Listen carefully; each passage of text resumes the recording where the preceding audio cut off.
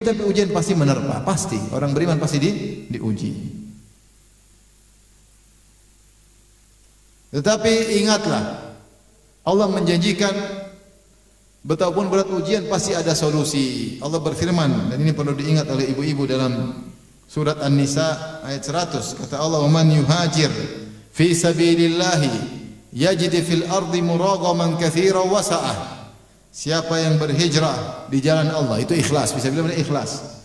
Baik berhijrah secara tempat, meninggal satu tempat menuju tempat yang lain, atau berhijrah secara maknawi, meninggalkan maksiat menuju cahaya terang benderang. Yajid fil ardi muragaman katsiran wa sa'ah, maka dia akan mendapati di atas muka bumi banyak tanah yang lapang dan banyak kelapangan. Yaitu ada jalan keluar. Dan Allah Ta'ala berfirman, "May yattaqillaha yaj'al lahu makhraja." Siapa yang bertakwa kepada Allah, berikan dia jalan keluar. Sebagian ulama menafsirkan seperti seakan-akan kau di dalam tempat yang gelap, kau berusaha mencari jalan keluar, tiba-tiba Allah buka. Kenapa? Karena kau bertakwa. Ada ujian tapi pasti ada solusi. Tidak mungkin tidak ada solusi. Tinggal kita bertakwa, dekat kepada Allah, husnuzan kepada Allah, yakin pasti ada jalan keluar. Yakin dengan sabda Nabi sallallahu alaihi wasallam yang maknanya, "Man taraka syai'an lillah awadallahu khairan minhu." Siapa yang meninggalkan sesuatu karena Allah, maka Allah akan ganti dengan yang lebih baik, pasti. Allah ganti lebih baik, bisa berupa harta, bisa berupa teman, bisa berupa kebahagiaan, bisa berupa yang tidak mesti kebaikan tersebut berupa harta. Tapi Allah pasti ganti dengan yang lebih baik, dengan syarat man taraka syai'an lillah, meninggalkan karena Allah. Bukan meninggalkan rokok karena takut batuk. Bukan meninggalkan zina karena takut AIDS, bukan. Bukan meninggalkan riba karena takut cemoohan, bukan. Tetapi karena takut kepada siapa? Allah Subhanahu wa taala. Husnudzan, kata Allah, "Man taraka syai'an lillah awadallahu khairan minhu." Siapa yang meninggalkan sesuatu karena Allah, Allah akan ganti. Saya sampaikan kepada ibu-ibu yang masih hobi nonton Korea, tinggalkanlah karena Allah Subhanahu wa taala. Allah akan beri kebahagiaan. Allah akan beri kebahagiaan. Nonton Korea itu bikin habis waktu, bikin kebahagiaan hilang. Semua maksiat pasti ada tumbalnya kebahagiaan kita. Itu sudah pasti. Semua maksiat dampak yang pertama bukan mengenai fisik kita, bukan mengenai ekonomi kita, mengenai hati kita yang pertama. Rasulullah SAW bersabda, "Innal abda idza adnaba dzamban nuqitat fi qalbi nuqtatun sauda." Sungguhnya seorang hamba jika bermaksiat akan ada titik hitam di hatinya. Titik hitam, sehingga dia malas beribadah, malas menuntut ilmu, malas baca Quran. Tapi kalau nonton Korea semangat luar biasa. Sampai sabar.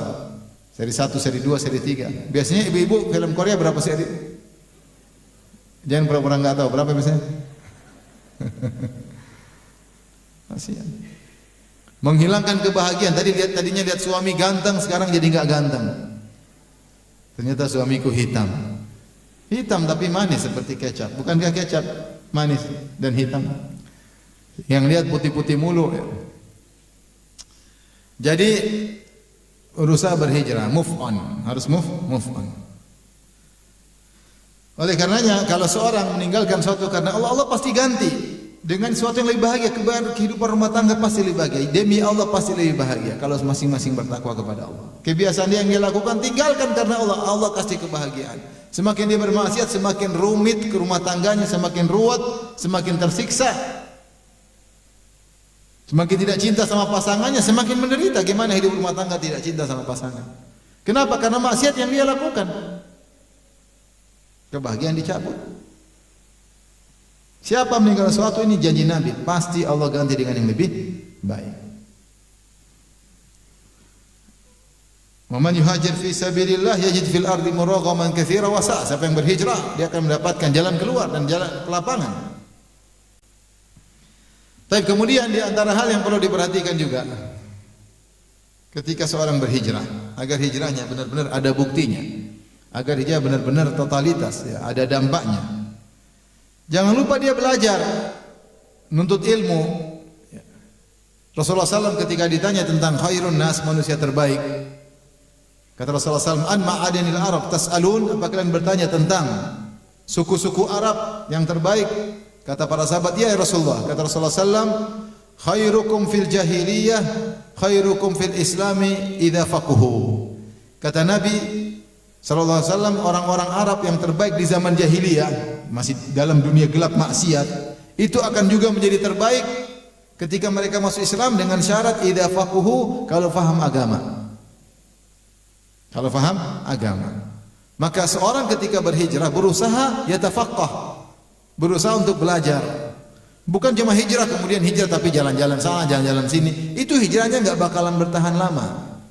Hanya sekedar terbawa dengan suasana. Ya. Kemudian lama-lama luntur, lama-lama kembali lagi. Nah, agar seorang bisa bertahan dalam hijrahnya, dia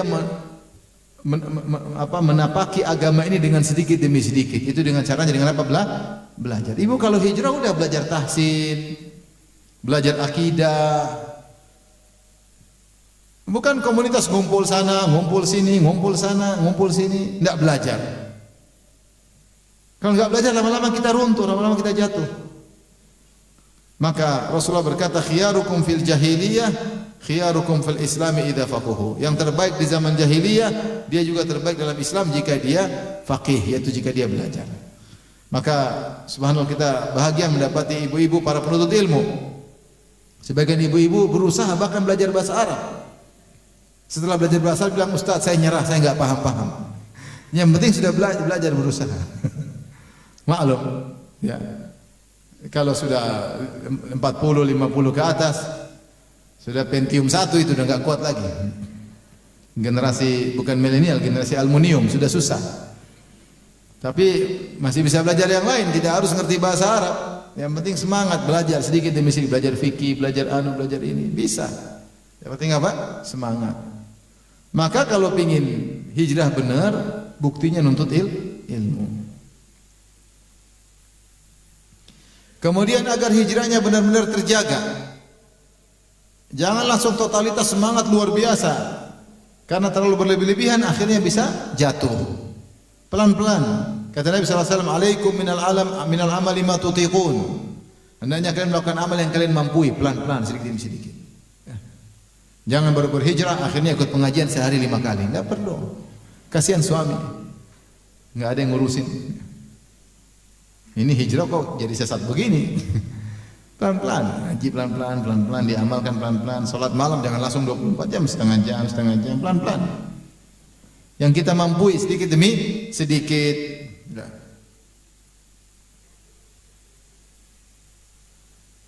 Baik. Oleh karenanya ada beberapa hal yang terkait dengan sebelumnya yang perlu dihati-hati, diwaspadai. Yang pertama sudah saya singgung tadi, berusaha tidak punya hubungan dengan masa lalu semaksimal mungkin. Putuskan hubungan. Semua hubungan yang bisa membuat kita mengingat masa lalu jangan lakukan. Karena setan tidak langsung jerumus kita, pelan-pelan, pelan-pelan, pelan-pelan. Maka jangan berselancar di dunia maya. Tidak usah cari Facebook pacar lama, enggak perlu. Di mana sih dia sekarang? Saya cuma ingin tahu anaknya sudah berapa. Alasan. Pengen lihat bapaknya, bukan lihat anaknya. Ini bahaya, ini berkhianat kepada suami. Suami sudah setengah mampu cari nafkah, dia malah lihat bekas pacarnya, maksiat. Lama-lama terbayang-bayang, apalagi suami ngomel, intensitas dia semakin tinggi. Akhirnya dia telepon pacar lamanya. Ternyata pacarnya lamanya lagi masalah sama istrinya. Wah, ini hidayah dari Allah, bukan hidayah dari syaitan itu. Kamu yang mulai, ya, kamu yang mulai. Semua musibah diawali dengan percikan-percikan api. Wa mu'dhamun nar min mustasgharis syarab. Sungguhnya api yang nyala besar mulai dari percikan-percikan api. Kulul hawadithi mabda'uha minan nadhar. Semua permasalahan, peristiwa dimulai dari pandangan mata. Hati-hati. Jadi semua masa lalu move on. Pasti Allah kasih kebahagiaan. Tinggalkan. Tidak usah dilihat-lihat lagi. Terlebih lagi jika masalah tersebut benar-benar bisa mengembalikan kita kepada masa suram kita, masa lalu kita. Saya pernah ditanya sama ini, saya pas ke Melbourne, ada seorang, ini pas Ramadan, dia tanya, Ustaz, saya mau tanya Ustaz, gimana? Saya diundang buka puasa sama kawan-kawan. Dulu kawan-kawan saya tukang mabok Ustaz sama saya. Terus mereka undang saya buka puasa. Saya hadir enggak Ustaz ya? Dulu saya pernah hadir Ustaz. Setelah kita buka puasa kita mabok lagi. Wah. Bayangkan dia habis buka puasa mabok lagi. Saya bilang janganlah, kau udah tahu bisa kembali lagi, jangan hadirlah. Jangan apa? Hadir. Kalau ketemu kawan kita bisa teringat masa lalu, kelezatan-kelezatan maksiat, jangan temui dia lagi. Saya tinggalkan dia karena Allah. Saya blokir kontaknya karena Allah Subhanahu wa taala. Jangan coba-coba, kita ini lemah. Ketika hati kita diusik atau dikorek-korek kembali tentang kelezatan maksiat, tiba-tiba kita bisa kepingin lagi, bisa syahwat lagi. Sangat bisa. Saya waktu ke saudara di Melbourne, saya tidur di rumahnya. Tahu-tahu anak dia punya gitar. Gitarnya di kamar. Wah, saya dulu suka main gitar, goyang juga ini gitar. Ya, jadi hal yang bisa membuat kita ini, apalagi lagi sendirian, nggak ada orang, kadang-kadang setan membisikkan kita coba-coba, akhirnya ujungnya hancur.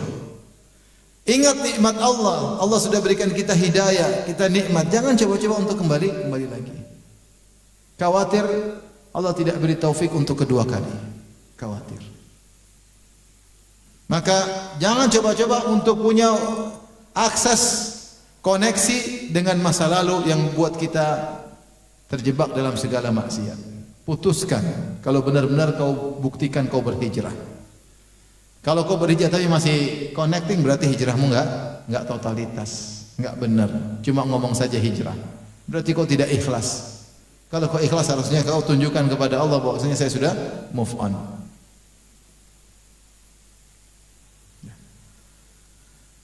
Sama, seorang berhijrah meninggalkan musik. Tapi gitarnya masih dia simpan. Jangan. Hancurin. Kalau benar-benar kau menunjukkan kau hijrah, semua yang terkait masalah kau hijrah. Jangankan ini, saya sebutkan dalil yang menakjubkan. Para sahabat berhijrah dari mana ke mana? Mekah ke mana? Ke Madinah. Kemudian pada tahun 8 Hijriah, Mekah dikuasai oleh kaum muslimin dengan peristiwa Fatu Makkah 8 Hijriah. Setelah peristiwa Fatu Makkah, Rasulullah bersabda, "La hijrata ba'dal fathi." Tidak ada lagi hijrah setelah Fatu Makkah. Jadi enggak ada lagi orang hijrah dari Mekah ke Madinah karena Mekah sudah jadi negeri Islam. Ketika disyariatkan hijrah dari Mekah ke Madinah, kenapa? Karena Mekah negeri kafir. Sehingga berhijrah dari negeri kafir menuju negeri apa? Islam. Ketika Mekah dikuasai kaum muslimin, Mekah jadi negeri apa? Islam atau kafir? Islam. Kalau negeri Islam ya enggak ada hijrah negeri Islam enggak ada. Kata Nabi, la hijrata ba'dal fath. Itu tahun 8 Hijriah. Perhatikan. 2 tahun kemudian pada tahun 10 Hijriah, Nabi dan para sahabat haji, namanya haji wada. Haji wada. Selesai haji, Nabi ingin semuanya pulang, yang ada yang tinggal di Mekah, karena ini kita pernah hijrah meninggalkan Mekah menuju Madinah. Nabi tidak ingin sahabat yang muhajirin tinggal di Mekah. Nabi enggak mau. Agar menunjukkan bahwasanya mereka hijrah benar. Mereka tidak kembali tinggal di negeri yang pernah mereka tinggalkan karena Allah. Padahal Mekah sudah jadi kota Islam. Sampai ketika Sa'ad bin Abi Waqqas sakit di Mekah, dia sedih, dia khawatir. Dalam riwayat dia mengatakan, ya, inni khasyitu, ya, saya khawatir saya tinggal di negeri yang saya telah berhijrah darinya. Di Mekah, yang sholat di situ 100.000 kali lipat. Tapi sahabat tidak mau. Kenapa tidak mau? Karena mereka pernah meninggalkan kota Mekah karena apa? Karena Allah. Maka Rasulullah SAW bersabda, Allahumma amdi li sahabati hijratahum. Ya Allah, ya, teruskan atau sempurnakan hijrah para sahabatku, itu jangan biarkan mereka meninggal di Mekah. Makanya ketika Sa'ad bin Waqqas sakit, dia khawatir enggak bisa balik ke Madinah, dia sedih. Dia khawatir kembali ke negeri yang dia pernah meninggalkannya. Ini padahal kota Mekah sudah jadi negeri Islam. Itu pun dia tidak. Menunjukkan apa? Totalitas. Saya pernah meninggalkan kota Mekah karena Allah tidak mau tinggal situ lagi. Oleh karenanya kalau kita menunjukkan kita hijrah yang benar, segala yang pernah kita tinggalkan karena Allah totalitas. Jangan sudah hijrah, organ masih di rumah. Terus maksudnya apa? Kalau kau tinggalkan musik karena Allah, itu organ buang. Kalau bisa dimanfaatkan jadi kayu bakar, jadi kayu bakar. Kalau benar-benar kau totalitas, tunjukkan sama Allah ini hijrah totalitas. Ini hijrah tapi organ masih simpan. Kemudian lagu disco masih simpan. Alat DJ masih disimpan. Ini apa-apaan? Sehingga akhirnya hijrah tidak totalitas. Taib. Yang kedua yang perlu diwaspadai kalau sudah berhijrah, bukan kita jadikan sarana hijrah untuk merendahkan orang lain. Nah, apa itu enggak hijrah? Enggak begitu, enggak. Kita ini bersyukur sama Allah, Allah kasih kita hidayah. Teman-teman kita belum dapat hidayah. Tapi kita menasihati mereka karena kita sayang, bukan karena kita merendahkan, menghina, tidak. Kita bersyukur kita dapat apa? Hidayah. Tidak gampang meninggalkan musik, tidak gampang meninggalkan riba, tidak gampang meninggalkan kemaksiatan. Emang gampang meninggalkan film Korea? Susah ibu-ibu. Ini repot film Korea ini. Repot. Tapi ada kawan saya bilang, Ustaz, saya mau ceraikan istri. Kenapa? Suka nonton film Korea. Janganlah, nasihati. Oleh karenanya, jangan kita hijrah untuk sombong, untuk angku, untuk bangga-banggaan, ya. Tapi kita bersyukur dan bertobat kepada Allah Subhanahu wa taala. Ini sudah berhijrah masih bangga masa lalu. Wah, saya dulu jagoan, bangga. Sampai sebagian orang saya lihat sudah berhijrah, tatonya dipamerkan. Buat apa pamer tato? Kok pamer maksiat? Kecuali tatonya nggak bisa disembunyikan, mungkin di sini ya susah. Ini tatonya di sini, dia pakai baju tinggi begini. Maksudnya apa? Untuk menunjukkan kau dulu bajingan. Terus maksud apa? Memang tidak totalitas berhijrah. Segala pernak-pernik yang terkait masalah kalau bisa hilangkan, kita hilangkan secara total. Bukan malah menampakkan saya pakai baju segini malah ngeliatin tato singa. Padahal kalau naik sedikit tato bunga mawar rupanya. Buat apa seperti itu? Buat apa? Lagi pula yang suka tato-tato zaman Nabi itu perempuan, bukan laki-laki. Mereka itu yang berhias-hias diri mereka berlebihan. Wahai Rasulullah SAW mengatakan, la'anallahu wal washima wal mustawshima. Allah melaknat wanita pentato dan wanita minta ditato. Rasulullah tidak sebutkan laki-laki. Zaman tidak ada laki-laki bikin tato. Zaman sekarang laki-laki yang suka bikin apa? Tato. Ya. Jadi kalau sudah hijrah, semua atribut-atribut masa lalu berusaha dihilangkan. Sebagai bukti kita sudah berhijrah. Bukan hijrah malah pamer tato. Kemudian yang saya perlu ingatkan, ketika berhijrah, sudah berhijrah, jangan suka ketenaran. Sebagian orang tenar ketika dia maksiat, dia hijrah ingin tenar pula. Ingin tenar pula, dia ingin menjaga kedudukan dia supaya tetap terkenal. Enggak, hijrah karena Allah. Harus ada yang dikorbankan. Kalau kau berhijrah yang tidak terkenal, enggak ada masalah. Bukan pengen hijrah tetap terkenal. Nanti susah hijrahmu sempurna, susah. Karena kau masih terikat dirimu dengan ketenaran. Ada dunia di balik ketenaran sehingga kau tetap akhirnya hijrah setengah-setengah balik lagi. Ini balik lagi. Ini terjadi. Hijrah itu menyesal, benar-benar nangis. Benar-benar sedih, benar-benar tolis, tinggalkan ketenaran. Saya ingin dekat sama Allah. Ini bikin tenar lagi, bikin heboh lagi, bikin aksi lagi, bikin kegiatan-kegiatan aneh-aneh supaya jadi pusat perhatian. Hijrahnya enggak benar seperti ini. Ini hijrah masih ada duniawi. Ya. Narsis, ingin dilihat orang tiap hari, ingin dikomentari orang. Hubbus syuhrah, ingin terkenal. Ini hijrah seperti apa? Nanti lama-lama dia terjerumus lagi. Hijrah ya beneran hijrah karena Allah Subhanahu wa taala.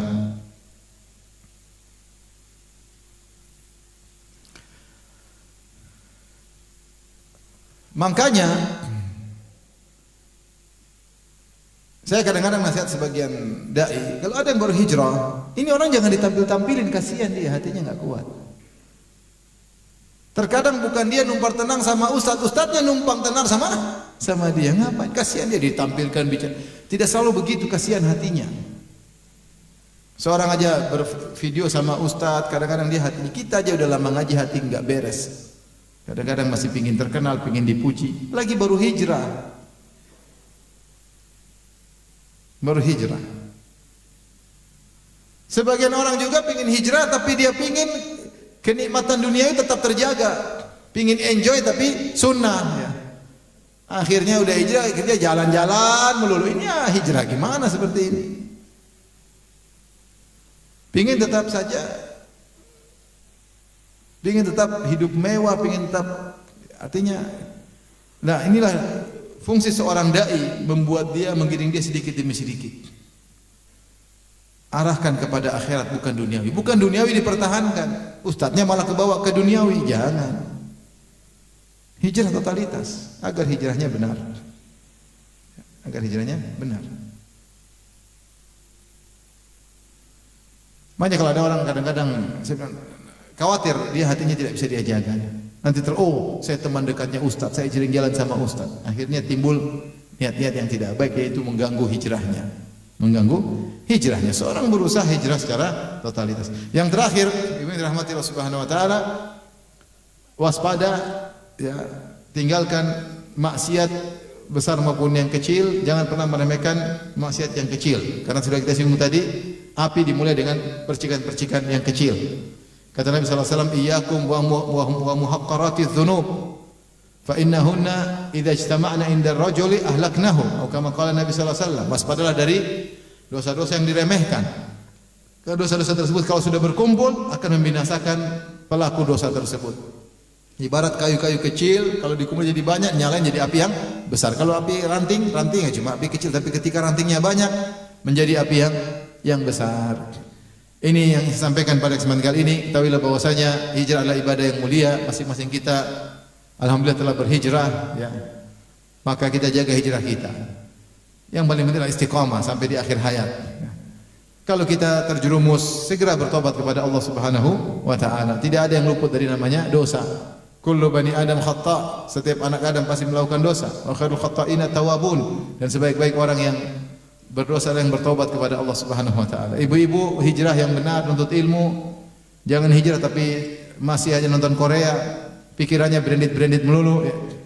Beli inilah, ini branded lah, tas branded lah. Suami setengah mampu cari duit, ya. Hijrah tapi hobinya ke mall melulu, dikurangi. Kita ini hijrah. Hijrah itu apa? Duniawi kita mulai tinggalkan, kita ini menuju akhirat. Apalagi ibu banyak sudah tua. Ya. Udah tua, rambut udah pada putih, suka pikun, lupa-lupa, ya. Panggil anak sering namanya salah, ya. Itu bukti faktor U, ya. Ketika usia kita sudah mulai tua, saatnya kita fokus kepada akhirat, ya. Ada kegiatan-kegiatan yang ternyata tidak mengajarkan hijrah totalitas, ya kita pilih. Saya pingin yang hijrah totalitas. Bukan hijrah tapi ternyata masih glamor, masih duniawi, masih hedonis dan macam-macam. Enggak lah. Saatnya kita kembali kepada Allah dengan totalitas. Wallahu taala alam bissawab.